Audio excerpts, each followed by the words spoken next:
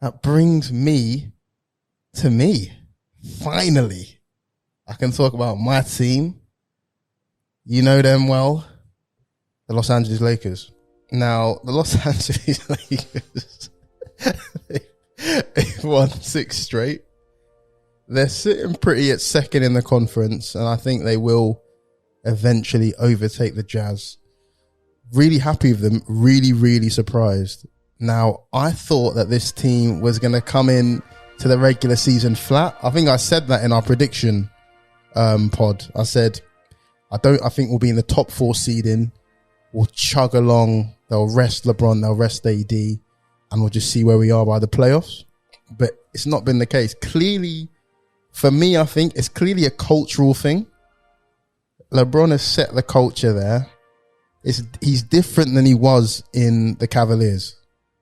The Cavaliers, I remember he used to do post-game press conferences where he's like, listen, I'm a challenge from any seed. Like he said, what's he used to say? He said, mustard seed, popcorn seed, it don't matter. Like I'm happy to go on the road and win. Maybe he thought it was the East, he can do that. He used to say, I'm not really bothered about any regular season games. I don't know if any of you guys have noticed that, but all of that has changed. They've been to overtime 3 games in a row. LeBron has played all 3. LeBron has closed all 3. He's in the MVP running. And not only him, the team has looked quite nice. Trez has settled really well. Ollie, sorry, bro, but he has. He's settled really well. Man, don't talk about that, man. You didn't want him. You want him. Yeah, Trez. You did want him, exactly. And then he's bitching about that the team didn't want him. There's a clear reason why we didn't. For those football heads, it's like Sol Campbell snaking. Yeah, literally was. It literally is exactly. Yeah, North London switch. Yeah, literally. It's like Sol Campbell. That's a great analogy. Trezor's looked good. I think Schroeder's looked good as well. And yeah, we've just looked good. We've got the best defense in the NBA. We got LeBron and we've got AD not firing at all. So when he comes back, when he warms back up, going to be one hell of a prospect. So who wants this? No, okay, I'm not going to throw it to Ollie first. Ollie, I will get to you, but Tobes. So the Lakers are the favourites to win it all. LeBron is the favourite to win MVP. Is everything really that good in Lakerland at the moment? No. Ooh, okay, I like it, and I like the way you said it. Go on, talk to me. Why is this man having to play overtime to beat the Thunder? All right, that's a problem. LeBron is, how old is he now? 36. Why? You know what I mean? He's played 42 minutes, 46 minutes, and 41 minutes in the last 3 games. The man is old. He's like, I want to just go home and drink wine. I've seen this guy play like 48 minutes for the Cavs. Yeah, remember 2018? Keep doing that. We want to see him play till he's 45, man. And these are like small teams. You know what I mean? Like, so the way what I got in my notes is the Lakers, right? They're all control, but no explosion. And by that I mean, you need him right now. You actually need him to win these games because AD's out. And when he is playing, he's not very good. And you don't have a third guy who can just go off. You know what I mean? Like someone who would just drop over 25 nicely. I'm not seeing it yet from someone else. So you are in complete control. And LeBron looks healthy, man. I don't know what his body prep and diet is crazy, but I would just like to see someone else step up as well. So, and really put their stamp in winning that game, whether that be a Kuz or a Dennis Schroeder. Okay. No, I get you. And I did think that because the teams we're going to overtime against aren't great teams. But what my thoughts also were, you know what I said about culture earlier? Those are the type of games that maybe, a team that's cruising would just take an L. You know what I mean? They'd just be like, okay, fine, we'll lose it. Regular season game doesn't matter. But instead, LeBron's like, no, let's not lose these games. And like, because against the first time against OKC, they were 11 points down in the fourth quarter, and he just was like, nah, I don't want to lose this. And then I don't know if you saw yesterday, he sunk a 3 in the last second again to send it to overtime again, then closed in overtime. So clearly he's like, you know what? No, I want us to keep winning. I don't know if it's amazing the sway he has on the game. Like to be a player that can just say, I'm winning this game, and then go and win the game can never be underrated. Like the sway he has is incredible. It's just it's just I want to see the guy play with his son, So let's get him some rest. Let's see him. K-Dot. What have you noticed that's different about him than other times in his career?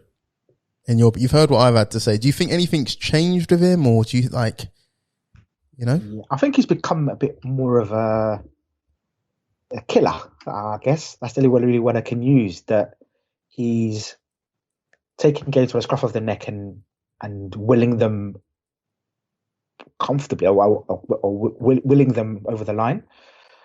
I think that's down to the fact that he's playing in a more difficult conference, and I think he understands and he knows that those there are no easy matchups in the playoffs in the West. Yeah. And I think that he knows that to win his next championship, it's going to take a mammoth task, getting past anyone. So I think locking up the first seed or second seed is paramount this year. Do you think here's a question as well for you while you're talking about him? I don't know if you noticed, but maybe just over a week ago after the Cleveland game, he's kind of just upped all his numbers. Do you think all of a sudden he's like, hold on, I'm in the MVP running here. Maybe I should go for it? Because earlier in the season he was kind of like 24, 6 and 5, just winning games. And remember we said on this pod that he's just sort of in second gear, but things have changed. Do you think it's A, because what Toby said, the team have needed it, or B, because he's also thinking, actually I could win MVP here, or probably a mix of both, right? Yeah, I think he's got that kind of Jordan, Kobe type thing where he sets himself challenges every single year, whether it's being an all defensive team and I think he's putting challenges in front of him to motivate him. So why not win another MVP at 36 is it? So I guess it just goes to show that being a superstar player like he is, everyone legendary, needs some motivation. As you said, legendary superstar. Ollie, why do you look so upset? Ollie, okay, you tell us. What you've seen so far, third way through the season. Simple question: are you still taking your Clippers over the Lakers after everything you've seen in the finals? Yeah, in the Western Conference finals. Sorry, in the conference finals. Yeah, still quite confident. Finals. I still have. Yeah, I've still got the Lakers top at the regular season. But yeah, I've got to back my team. Yeah, you got to back your team, and I'm liking that. Everyone's backing their team at the moment here. I'm very happy with that. Yeah, no, I like the Clippers. I'm impressed with the Lakers. I think it's more recently they've had to sort of go into that extra gear, and they've always got like a year or two that they can sort of go into. And I think sort of Toby already touched on it. This is like the first time this season where LeBron's had to go, right, I actually have to take over now, and LeBron's actually playing defense this season as well, which is one of the good main defense as well. Trying to play good, yeah, exactly. When he actually puts, I know he's trying to conserve himself for the playoffs, but it shows when he actually puts himself into it, he's still the best at age 36, and he's still the best player in the league. Yeah, I'd agree. Obviously, I'd agree, but Kareem, I know Kareem's team KD, and there's no shame in that if KD is the number one. I respect that. I think MVP is going to be a tough shout for LeBron to get, but if he keeps going like this, then why not? It's tough. I like to see a big man win it. Yeah, I know. I don't think Embiid can. I've got Jokic. I did have Embiid. I want to say I've probably got Jokic probably just nudging it at the moment. We've got a couple of weeks and we'll see your power rankings. I still think KD's going to win the MVP when it's all said and done. The story, the narrative will get him an extra 30% of the vote. Big games. Yeah, so he has missed a lot of games, but yeah, we'll see it. I'm happy with my Lakers.